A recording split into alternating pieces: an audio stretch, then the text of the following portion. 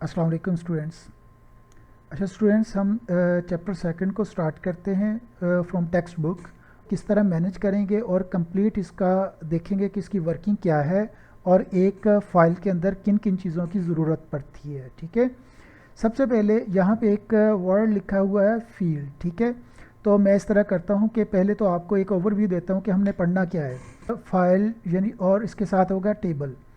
Okay, तो दूसरा जो पार्ट होगा वो कीज़ के हवाले से होगा कि कीज़ कौन कौन सी होंगी और कीज़ के साथ जो इसके कुछ और एक दो पार्ट होंगे वो इसको फिनिश कर देंगे। इसके बारे में सबसे पहले थ्योरी थॉर्टिकल देखते हैं, इसकी थ्योरी देखेंगे और इसके साथ ही हम एक प्रैक्टिकल डेमो देखेंगे। सेम इसी का भी ऐसे ही करेंगे। First of all I will explain you about field. देखिए फील्ड क्या चीज़ होती है। फील्ड, अगर मैं लफ्ज़ फील्ड लिखता हूँ या एट्रीब्यूट्स लिखता हूँ या कॉलम लिखता हूँ, ठीक है, कॉलम्स लिखता हूँ, वो सब के सेम ही नाम हैं। अगर एक आप कोई भी टेबल देखें या कोई भी रिकॉर्ड देखें जो कि स्कूल के अंदर लिखा जाता है, जब आप स्कूल में एंटर होते हैं तो एक आप इस तरह का ही एक फॉर्म देखते होंगे जो कि एक फ़ाइल या बल्कि फ़ाइल कह लो तो ज़्यादा बेटर है। एक टेबल देखते होंगे जो कि जिसके अंदर मुख्तलिफ स्टूडेंट्स का नेम लिखा जाता है। जैसे स्टार्टिंग में हम देखते हैं स्टूडेंट रोल नंबर, ठीक है, स्टूडेंट रोल नंबर, फिर स्टूडेंट नेम और स्टूडेंट फादर नेम और इसके साथ ही फ़ोन नंबर, एड्रेस और क्लास, जेंडर, ईटीसी, इस तरह का, या डेट ऑफ बर्थ कह लो, ठीक है ना, डेट ऑफ बर्थ कह लो। इस तरह एक चीज़ें लिखी जाती हैं। ठीक है, इसमें जो आप देख रहे हैं कि जो रोल नंबर है, ये रोल नंबर एक कॉलम में है, यानी कि इस फील्ड के अंदर, इस चीज़ के अंदर क्या होगा, सिर्फ़ और सिर्फ रोल नंबर ही होंगे और इसके अंदर सिर्फ स्टूडेंट्स के नेम होंगे कि जो स्टूडेंट आता है और उसका नेम क्या होगा। ठीक है, और इसके अंदर सिर्फ और सिर्फ स्टूडेंट के फ़ोन नंबर होंगे वगैरह वगैरह। और यहाँ पे इस पूरी फील्ड के अंदर क्या होगा, ये डेट ऑफ बर्थ होगा। तो इस चीज़ के बारे में हम क्या कहते हैं, ये एक एट्रीब्यूट है। एट्रीब्यूट, अगर इस चीज़ का हम नाम लें, जो कॉलम है उसका नाम लें, तो उस चीज़ को हम एट्रीब्यूट्स बोलते हैं। ठीक है ना, एट्रीब्यूट्स।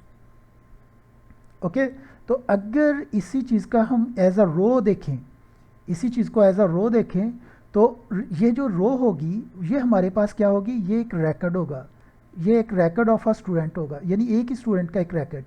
अगर मिसाल के तौर पे यहाँ पे रोल नंबर 1 है, उसका नाम है जी 01, कोई नाम इसका लिख देते हैं समीर, ठीक है ना, father name Mohammed, phone number होगा और इसके बारे में सारा कुछ हम फिल कर देते हैं। ठीक है ना, यानी कि रोल नंबर 1।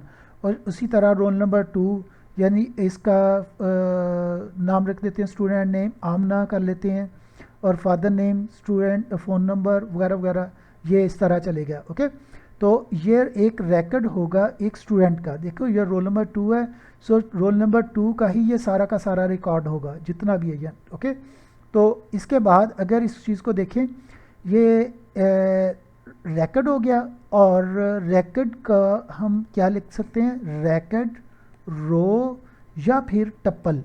वर्ड लिखा मैंने टप्पल, टप्पल का मतलब भी यही होता है कि एक स्टूडेंट का रिकॉर्ड या इसका रो, और ये रोज़, रिकॉर्ड, टप्पल, तीनों एक ही चीज़ के सब नाम हैं, क्योंकि इसके अंदर एक ही स्टूडेंट का हम रिकॉर्ड लिख रहे होते हैं। और दूसरी तरफ अगर देखें तो फील्ड या फिर कॉलम या फिर एट्रीब्यूट, वो एक ही चीज़ के 3 नाम होंगे, लेकिन एट्रीब्यूट थोड़ा सा डिफरेंट होता है, पर इसको आप समझने के लिए यही कहें कि एक ही चीज़ के सब नेम हैं। और इसके साथ जब हम स्टूडेंट का रिकॉर्ड लिख रहे होते हैं तो हमारे पास कुछ चीज़ें चाहिए होती हैं, जैसे कि एक वेरिएबल लेंथ होती है और एक होती है फिक्स लेंथ। अगर मिसाल के तौर पे मैं फ़ोन नंबर की बात करूं, मैं इधर लेके आता हूं, जैसे फ़ोन नंबर लिखते हैं, आपको पता है कि फ़ोन नंबर हम जो लिखते हैं वो उसकी एक फ़िक्स लेंथ होती है, 11 डिजिट्स ही इसके अंदर आएंगे। ठीक है, उसके अंदर 11 डिजिट्स आएंगे कि जो भी आपने फ़ोन नंबर लिखना है, तो 1 2 3 4 5 6 7 8 9 और 2 हम और बना लेते हैं। ये इसकी लेंथ को हमने फ़िक्स कर दिया, क्योंकि इसमें ना तो डाटा हम एक्सीड कर सकते हैं और ना ही इसको कम लिख सकते हैं। ओके, लेकिन जो नेम होते हैं वो वेरिएबल उसकी लेंथ होती है।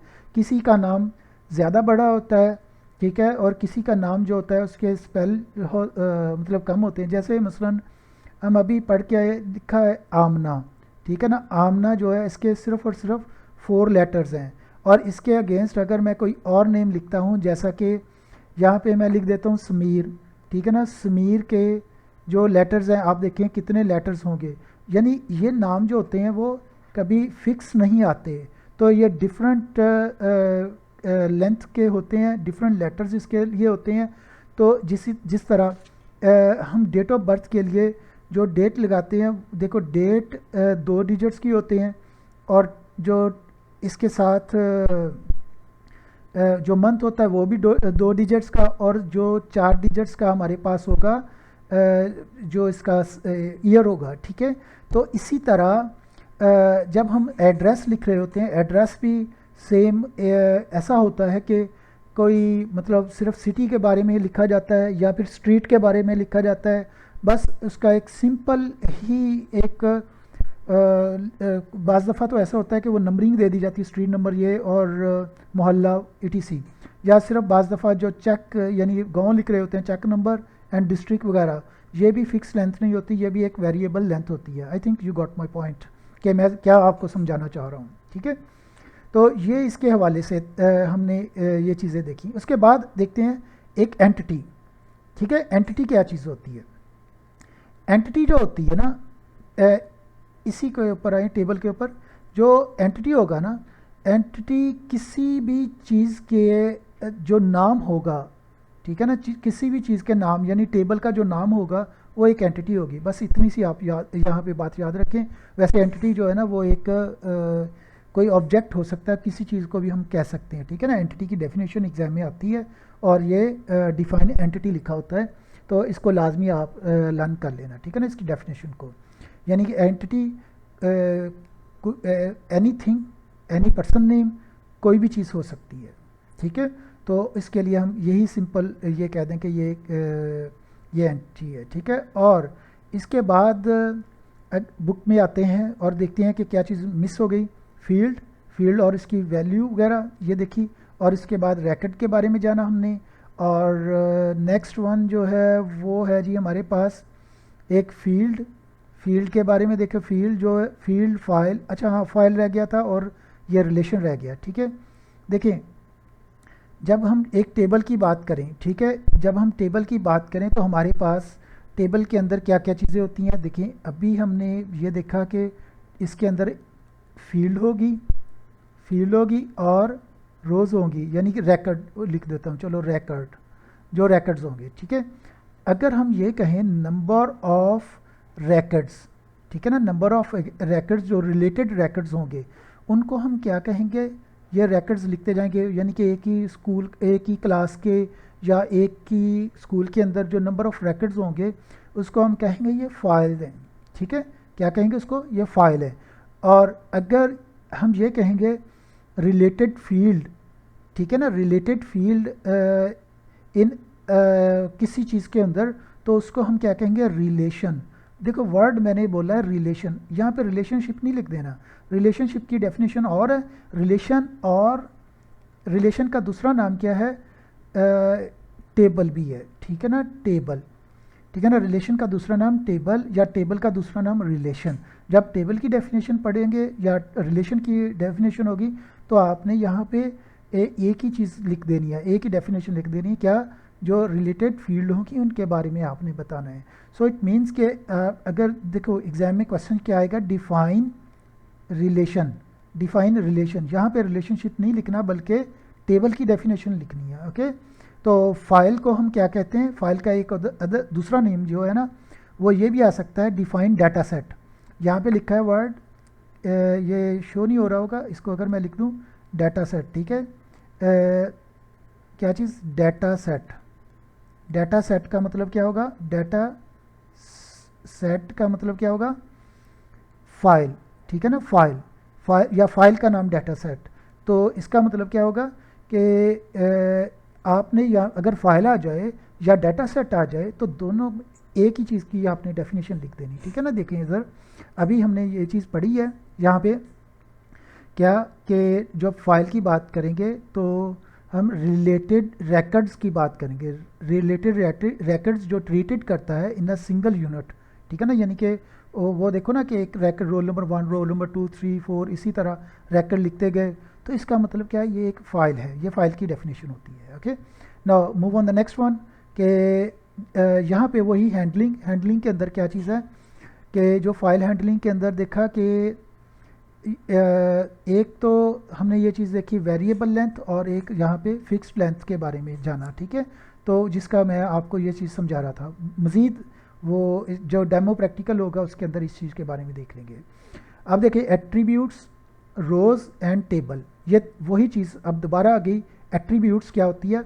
अच्छा, इसको जब हम रिलेशनल डेटाबेस लिखेंगे ना, जो कि चैप्टर 4 के अंदर आएगा, तो इस तरह हम ये कहेंगे ये एक एन एंटिटी है, ठीक है ना। एंटिटी यानी टेबल नेम है, और या फिर ये कहेंगे ये एक रिलेशन है, और उसके ऊपर सॉरी एक मिनट, एंटिटी को इस तरह नहीं बल्कि इस तरह लिखा जाता है। और एट्रीब्यूट्स जो होते हैं वो एक ओवल की शेप में होगा, यानी कि देखो एक एंटिटी है, ये आपका स्टूडेंट का बायोडाटा, यहाँ पे रोल नंबर और यहाँ पे नेम, और इसके लिए हम वो एक प्राइमरी की वगैरह भी अप्लाई करते हैं इसका ऐसे करके, यानी कि मुख्तलिफ एट्रीब्यूट्स लिखते हैं। ये सब कुछ जो एट्रीब्यूट्स नेम होते हैं यही फील्ड नेम होते हैं, ठीक है ना। ये फील्ड के अंदर हम ये यूज़ करेंगे। ओके, तो ये नेक्स्ट इसके बारे में मज़ीद देखेंगे। ओके, अब यहाँ पे देखें, यहाँ पे टेबल या रिलेशन एक ही दो चीज़ों के दो नेम है। Okay, next one.